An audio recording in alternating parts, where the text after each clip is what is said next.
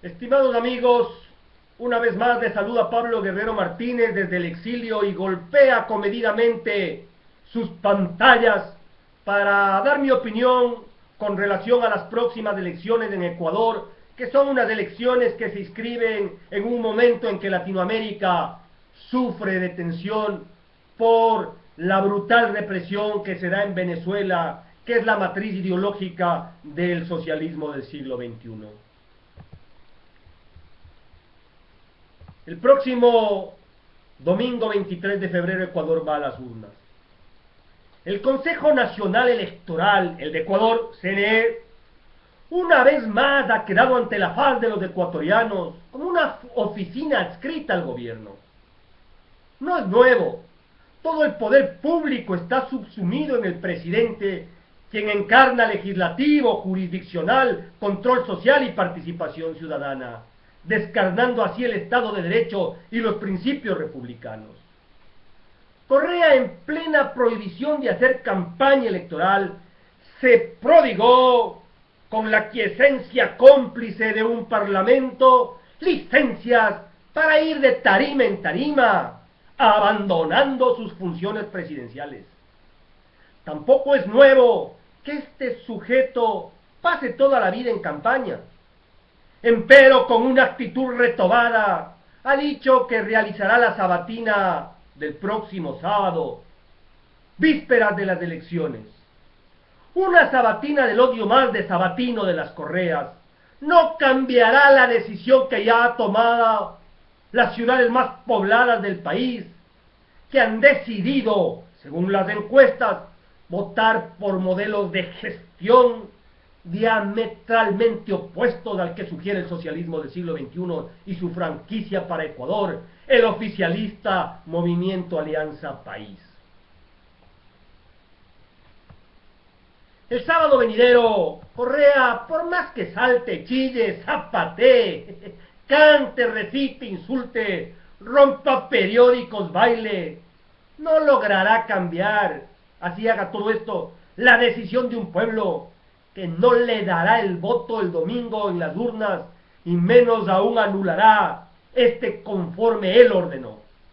Implicaría que usted se autoelimine, que usted se autoanule. El pueblo se cansó del modo de gobernar de Correa, que al igual que Maduro, en lugar de construir la concordia social, prorrumpen en favor de la discordia de sus pueblos y exaltan la lucha de clases. Los opinólogos hace poco decían que Correa es el gran elector, es decir, que si él apoyaba a cualquier hijo de vecina, el candidato, su candidato, recibiría el apoyo del pueblo, que el pueblo lo iba a elegir. La verdad resultó muy distinta.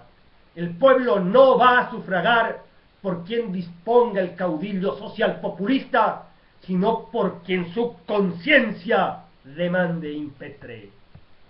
Los hechos que vienen dándose en Venezuela con los socios políticos de Correa no son ajenos para los ecuatorianos, pese a la censura y autocensura de la información en Ecuador. Los ecuatorianos saben por las redes sociales de la crueldad y abuso de un régimen al que Correa y su Cancillería apoya públicamente. ¡Qué vergüenza! Ahí también se encuentra la razón por la cual los quiteños no votarán por el doctor Augusto Barrera, o pretenden pensar que los quiteños no conocemos que Correa y Maduro son obsecuentes empleados del castrocomunismo y los desafueros que sus gobiernos acometen. Las elecciones municipales en Ecuador lo son también para la Venezuela castrocomunista, toda vez que los territorios que fueron de la Real Audiencia de Quito son considerados para los maduristas como una provincia más de su metrópoli. Metrópoli que hoy colapsa entre la sangre derramada de mártires y el llanto de un pueblo cuyas lágrimas no caen de rodillas, no caen de hinojo.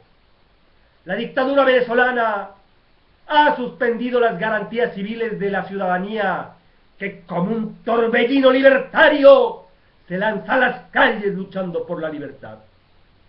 Quiteño, quiteña, El día 23 de febrero, cuando te encuentres frente a las urnas y debas de elegir, recuerda lo que ocurre en Venezuela. Mira esa cara angelical de la joven reina Génesis Carmona, a quien el socialismo del siglo XXI asesinó. Que la muerte de Génesis sea el apocalipsis de esa dictadura. Su delito, protestar pacíficamente.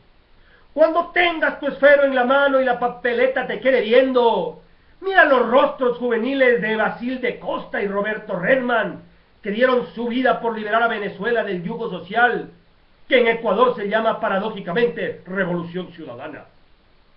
Cuando tengas el bolígrafo en tus manos y la papeleta te quede viendo, recuerda a las 13 personas que defendimos la libertad de expresión el aciago 30 de septiembre, a los 10 del Uruncoto, a Clever Jiménez, a Fernando Villavicencio y tantos otros que han luchado en contra de esta dictadura.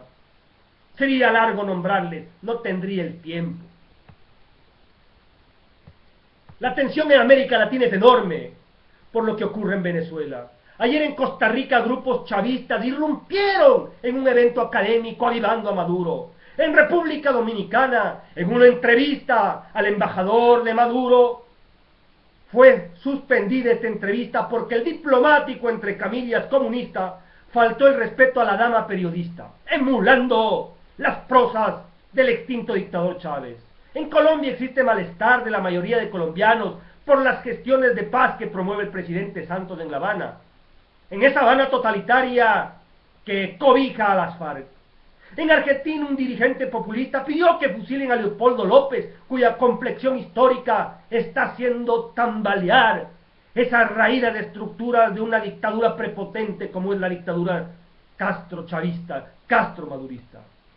Recuerda que en dicha coyuntura se darán las próximas elecciones en Ecuador, por lo que no me sorprende que los socialistas del siglo XXI acudan al fraude para continuar en lo que ellos dan por llamar proceso revolucionario. Todo proceso tiene un principio y un fin. La fase superior del socialismo es el comunismo, es la parte final de su proceso. En tales circunstancias no es nuevo para las izquierdas totalitarias apelar a esa frase desafortunada que dice que el fin justifica los medios. Por ello el domingo, una vez que hayas sufragado, toma una fotografía con tu teléfono a la papeleta, haz control electoral, defiende tu voto, un voto que hoy es mucho más que elegir un alcalde, es un voto para decir al mundo que Quito no es Castro comunista, sino luz de América sempiterna y por siempre hija de la libertad. Desde el exilio, vuestro amigo Pablo Guerrero Martínez, en Praga.